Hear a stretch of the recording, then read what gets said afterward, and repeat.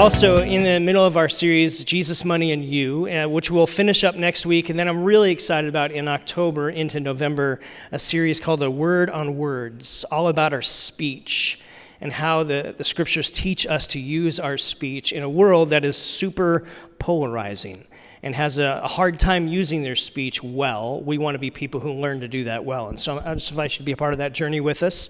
Last week, we started this series talking about money, and we all know a simple reality. Money is a thing. It doesn't have feelings. You know that, right? It doesn't have a personality, doesn't have a pulse. It's a thing. But we all have a relationship when it comes to our money.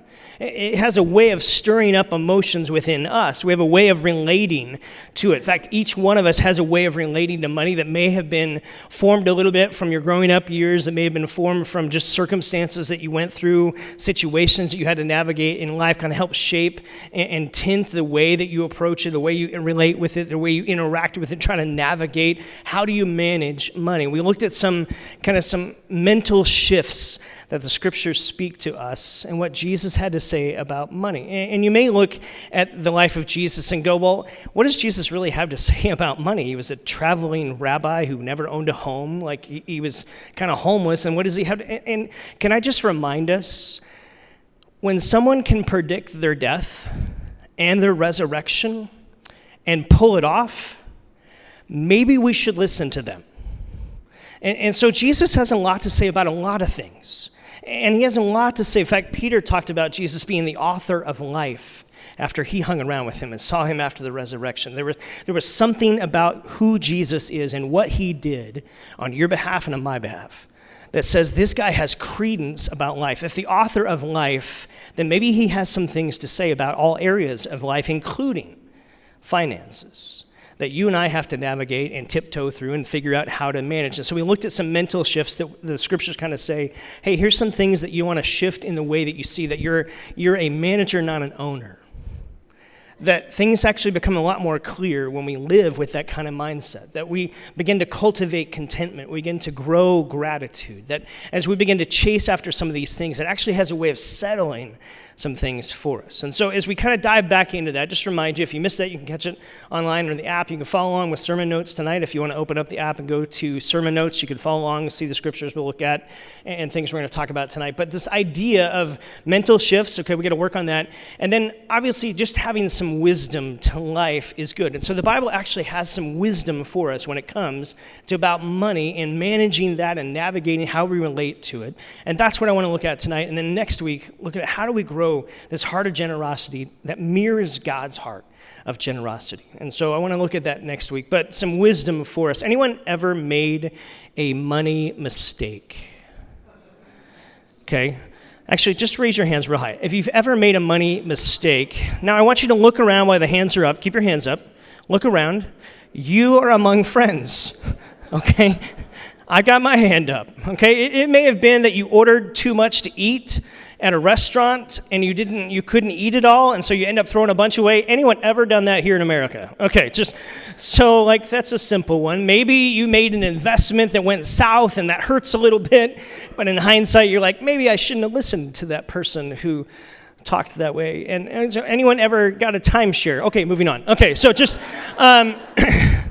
this idea of challenge for us. How do we come to, I don't know if you've ever been that person that's like you bought that exercise equipment because it was going to change your life, and then it became in a very expensive clothes hanger, and you end up selling it in a garage sale, just hypothetically speaking.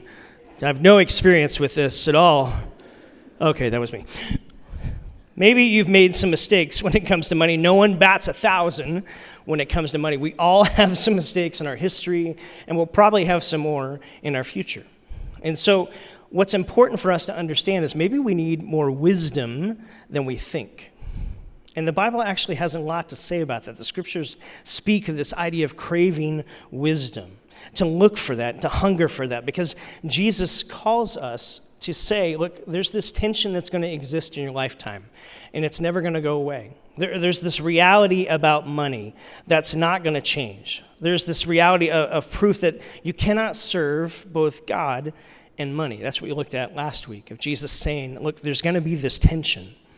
And it's not a problem you're going to solve and never deal with it again. But it's going to be a tension you're going to have to navigate all your life. There's going to be this pull. And Jesus is saying, will you choose me over money? And will you do that on Tuesday? And will you do that on Thursday and on Saturday night and next year and next decade? This is a choice you and I will have to wrestle with and continue to kind of say, look, so wisdom when it comes to money, as it comes to the scriptures, is something that's really important. Now, wisdom is invisible.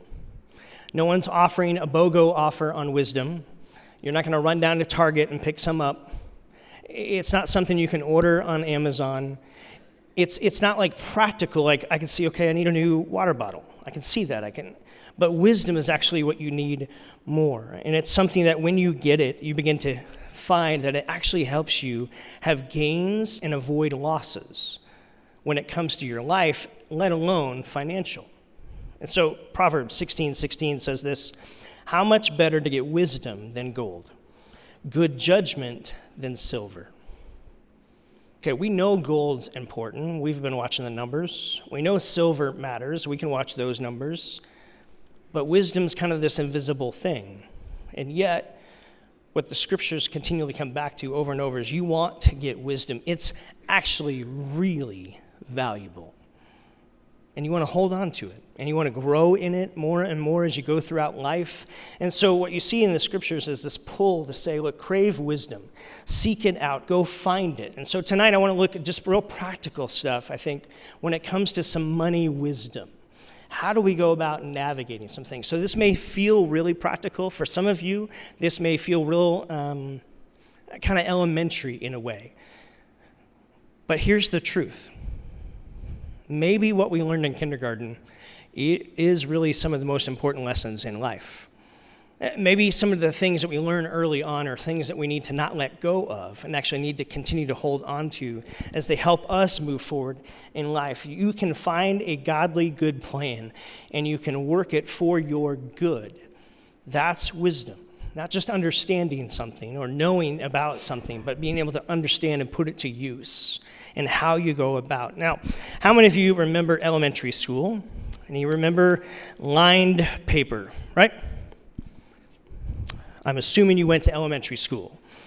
Perfect. Okay, so we're there. So you remember lined paper, right? And you remember as a kindergartner, you were learning to write, first grade learning to write, and they would always say, write within the margins, within the lines, right? Keep it within the lines. And so you'd practice really gently, maybe not so much gently, but you'd work on it. You're trying to keep it out of the margins, on the lines itself. And you'd work hard at it. And then second grade came along, and third grade. And you started noticing sports or noticing people. And so you would write little notes in the side of the margin to the person in the desk next to you to find out what they thought about something, right? Or maybe junior high came along, and you started doodling a lot more. How many doodlers are in the room? So you would fill up the margins of the page around you, right? And pretty soon, by the time you got to middle school, high school, you would just kind of fill up the whole page because you were bored during the lecture. Some of you might doodle right now. It's okay. But you were the doodler, and you would fill it to the edge. But here's the problem of going all the way to the edge. Sometimes you can fall off, right? Think about that. When it comes to understanding how do we navigate finances in a way that helps us live maybe within the margins. In fact, the scriptures have some things to say about that. How do we begin to live not so much to the full edge of everything? Let's just be honest. We live in a world that says, go get everything and do all things, right? We have so much advertising. I don't need to tell you about it. How much money is spent to advertise for you and for me to say, I don't have what I need to go get more. Just think about the messages you hear every single day, the messages I hear every single day. And so we can move away from the importance of saying, hey, how do we stay within the lines? The importance of margin and beginning to understand that.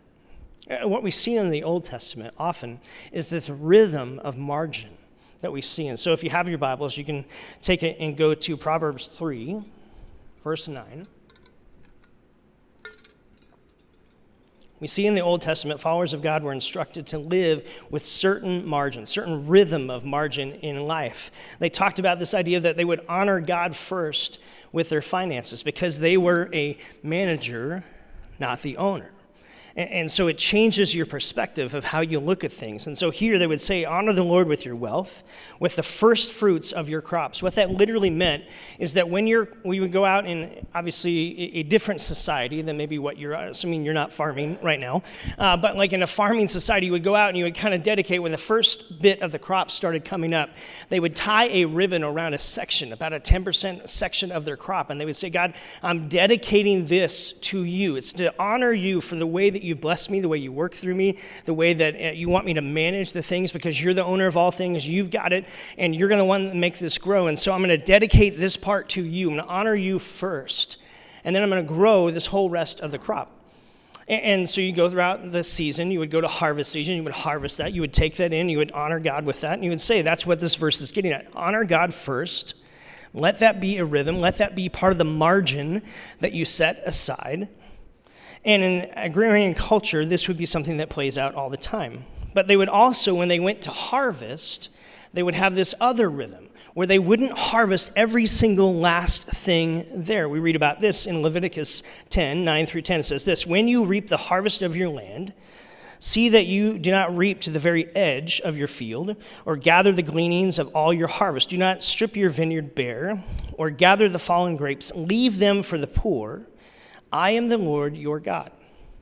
So there was this rhythm of margin to the way they would live their life. They would dedicate some. They would say, God, I'm going to honor you, and then I'm not going to just take every last drop of everything I can get from it. I'm going to leave some to be a blessing to others. And so there's this importance of margin. And what if, in an incredible culture and land in which we live, what if a group of people begin to say, I want freedom when it comes to my finances? I've never met anyone in talking about finances that says, you know what, I love being burdened by finances. I love the stress it brings. No one says that. What everyone wants is freedom. They want a sense of just kind of like, okay. Now, there's seasons that are up and down for all of us. Every single one of us here has challenges that come our way that take us out of a rhythm. But what we see lived out in the pages of Scripture is this rhythm of margin. And what if in our culture that pushes everything away from that, go all the way to the edge, fill up the page, fill up every part of your life, do it all?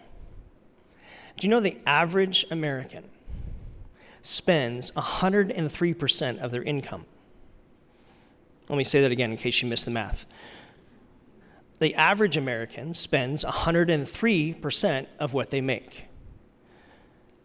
How can you do that? Credit. That's how you can do that.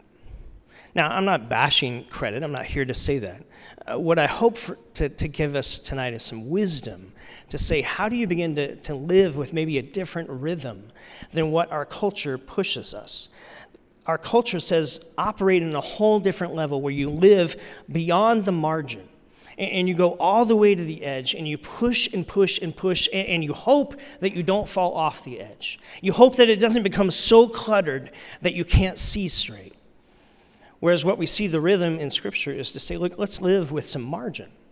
And let's give ourselves some space to say, look, here's how God's called us to be a manager, not an owner.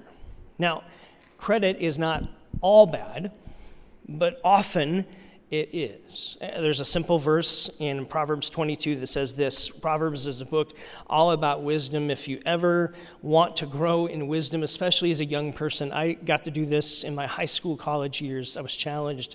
Read the proverb of the day. There's 31 of them. So today is what? 22nd. So today you would read what?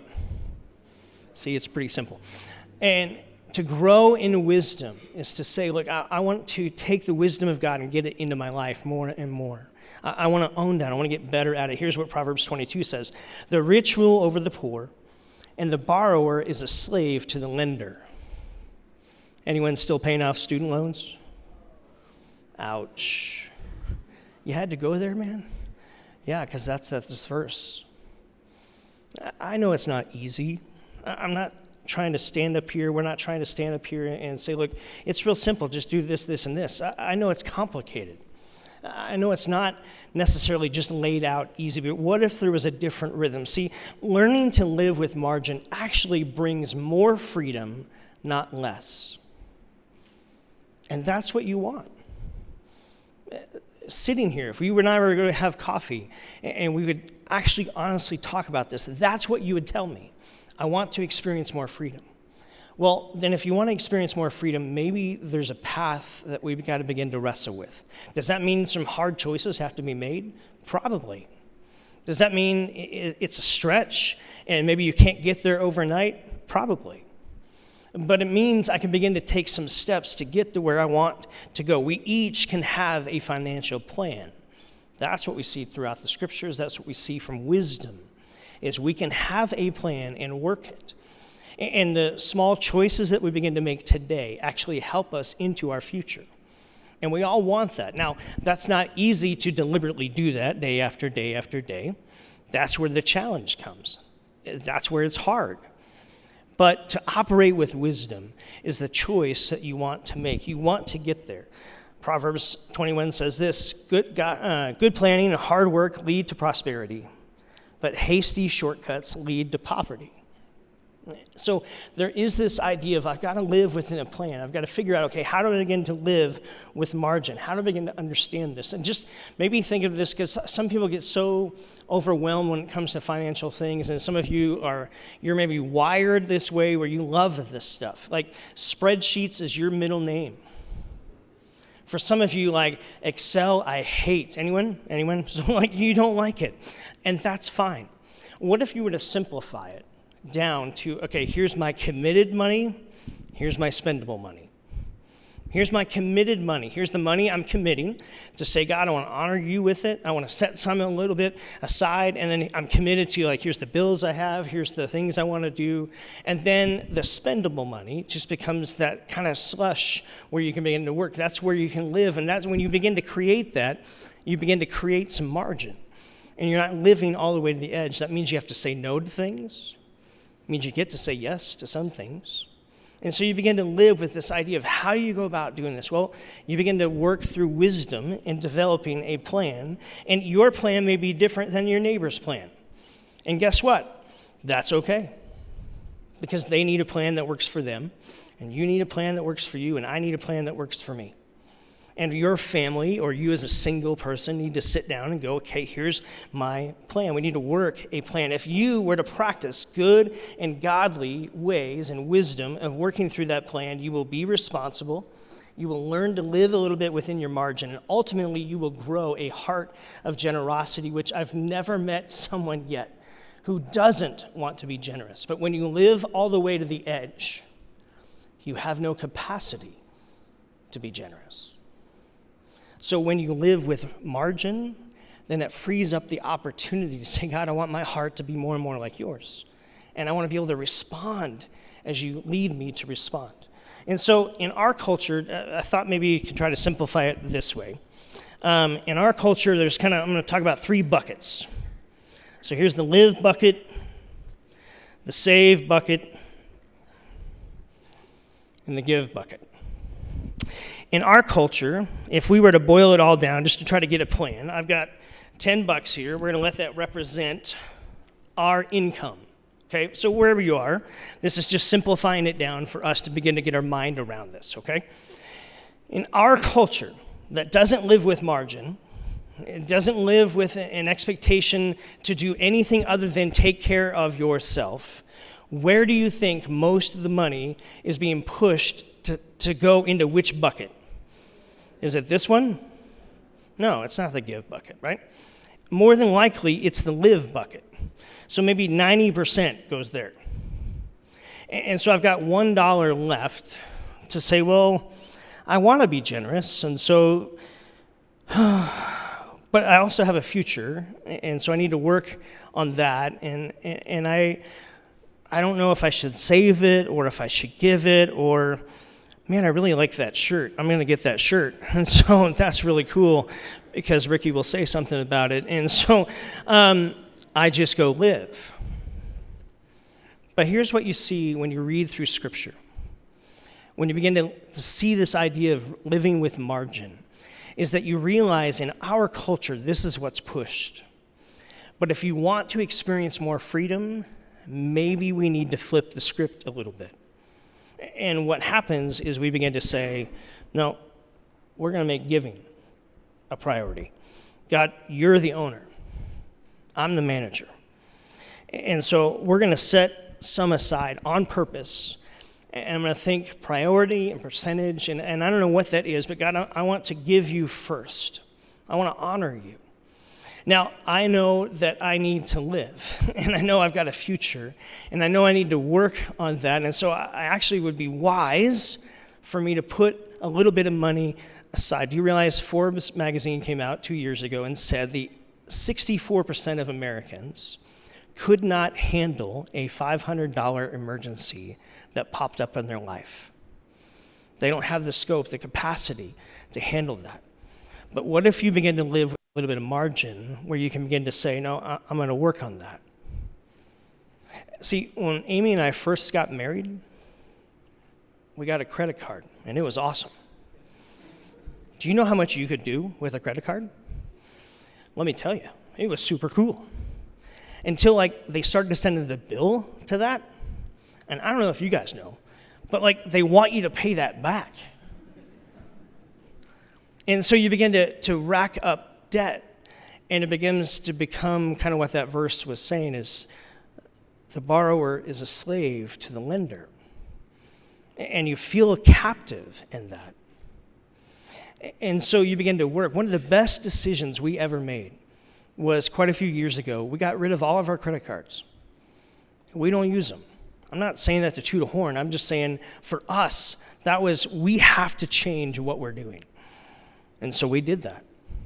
And we began to work to say, what does it look like to honor God first and to give to his kingdom effect and know that that's something I get to invest in that outlives me, that's for my kids and their kids and their kids, that will be a blessing to this world. And I will see more people in heaven for that because I want to do that. And so we give to the church. We give to a couple other organizations that we believe in. And we begin to try to save a little bit. And we didn't get fully to a percentage we wanted yet, but we knew we had to live too. And so what if this became the rhythm of life where I just said, okay, God, I want to honor you first. I want to save a little bit for my future to be wise. And I'm going to live on the rest, which means I've got to say no to things at times, which means I've got to operate with wisdom when it comes to money. I'm not going to live all the way to the edge. I want to try to build some margin in my life. Now, if you are a math person, you just saw percentages right there, right? For some of you, you instantly shut down because you're like, give God 10%. Jackie, you don't understand. I'm all the way to the edge right now. Here's what I don't want you to see. I don't want you to think percentage. What I want you to think is priority. I want you to think priority. If this is a rhythm that you want and that you're sitting there going, I would love to have more of that, then what will you do today that will begin to move you to where you want to be someday? What can you do today that will begin to move you to where you want to be someday? And maybe you're not here yet. Then don't shut down and quit on me. Look at the buckets, okay? I want to get better at giving to you, God. I want to get better at giving to things around me that I care about. I want to get better at saving. And I know I got to live. And so what would God be nudging you to do to say, look, how can I begin to make movement? Because for some of you, this has been the bucket that's dominated everything. And I'm just trying to introduce you to what the scriptures kind of say is maybe this is actually a more free way to live. And the freedom can be experienced here. That you begin to exercise that, begin to move the buckets yourself, and begin to start somewhere, and how you can go about doing that. How you can begin to live wisely. I want to highlight one thing that's coming in January. We do a Financial Peace University class around here. It's 9 weeks, starts in mid-January. If you're sitting here and you go, I just want to get some handles around this, I want to make a movement. Next year is what year? We're in 2019 right now. 2020. What do they always say about 2020? Perfect vision, right? That just sounds cool to say 2020. What if in 2020 you were saying, look, I know where I am right now, and I don't like it. I've got the buckets confused, but I want to make movement. Can I just invite you to maybe join some other people who have been in this journey before with FPU, Financial Peace University? It's not the end all. I'm not a Dave Ramsey disciple. I'm a Jesus disciple, okay? But there's some wisdom, and that's what we're talking about. How do you gain wisdom and how you go about living and managing and relating to the money God's given you to manage? You're not the owner, you're the manager. So how can you live with margin? How can you live with wisdom in that? One of the best decisions Amy and I started a few years into our marriage is we would do the sleep on it effect. I don't know if you've ever heard of this or not, but anything that was going to cost us over $100, we just said we're going to sleep on it. And what that meant was we're not going to buy it right now in the store. Every person who's a salesperson, and I apologize if you're a salesperson, you want people to buy stuff right then and there. I get it. That's your job.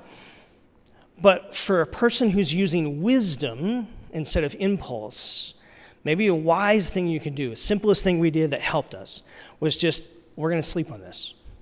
And more often than not, we'd wake up the next morning and we'd go, yeah, man, that sounded really cool last night, but I don't think we really need that. It's learning to remember the difference between a need and a want. And your wants scream at you. Your needs will scream at you if you ignore them. But wants yell real loud to get your attention. But the needs will scream at you. You don't want them to scream because that's where the stress and the pain comes from. And so what would it look like to just exercise some wisdom? So here's the simple challenge for you and I tonight. Me too, because we're all still in this journey. What is the one piece of wisdom that you feel like God is nudging you to make this fall? What's a wisdom tactic that God is nudging you to say, I want you to do this with the money I've given you to manage?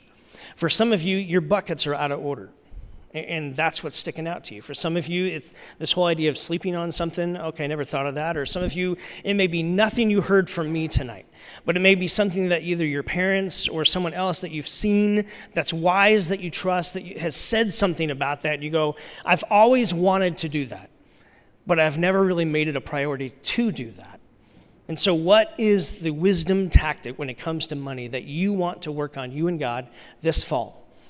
It is September, the middle of September.